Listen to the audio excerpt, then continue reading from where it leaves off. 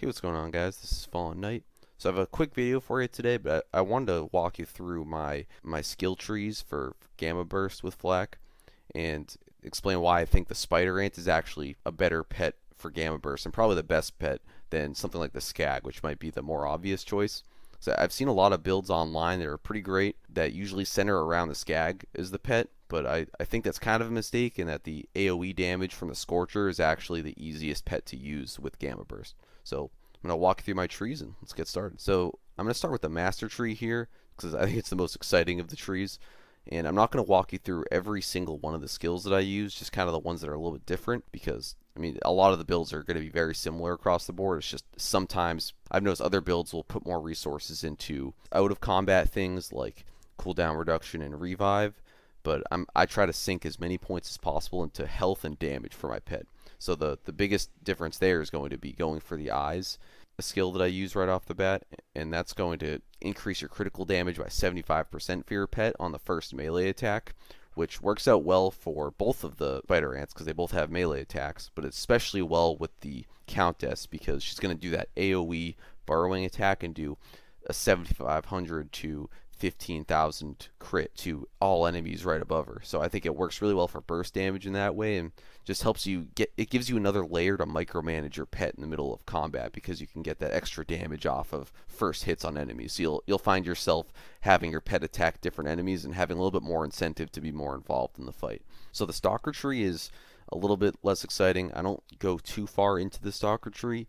My main goal with the Stalker Tree is just getting that health regen, which is very important as Flak and very important for your pet too for kind of the hairy situations. And I honestly don't know how people play without the health regen because it's really helpful for me. It makes the game a lot less stressful. You don't have to go around finding health packs, and everyone loves playing with you. So there's that.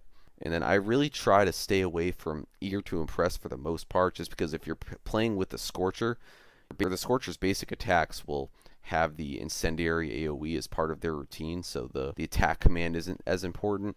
And I'd rather spend points on, like I said, just making my pet more powerful than any sort of skill cooldown reduction. Just because Gamma Burst doesn't do a ton on its own, it's the pet being empowered by Gamma Burst that's sort of important. So I would just stay away from that. Maybe if you have a modifier to give you 1 or 2 points, that's great, but I would try to spread your points outside of there to either get the Countess pet or to give yourself a little bit more damage in combat. So the Hunter Tree is pretty standard. I just try to increase my damage as much as possible while unlocking both of the Spiderants. And like I said, I think the Scorcher is the best because it has that AoE attack that synergizes really well with the Gamma Burst. But I really wouldn't sleep on the Countess too because the Countess has an AoE attack command that can basically instantly teleport anywhere to the battlefield with a burrowing ability. And it does corrosive damage and it hits critically too. So you can finish enemies off with it pretty easily. You can use the Countess to take some pressure off of you to do a little bit more burst damage that the Scorcher can't really do. And I really just noticed with a sort of fantasy around Flak, like my builds are set around making the pet more powerful and playing around your pet.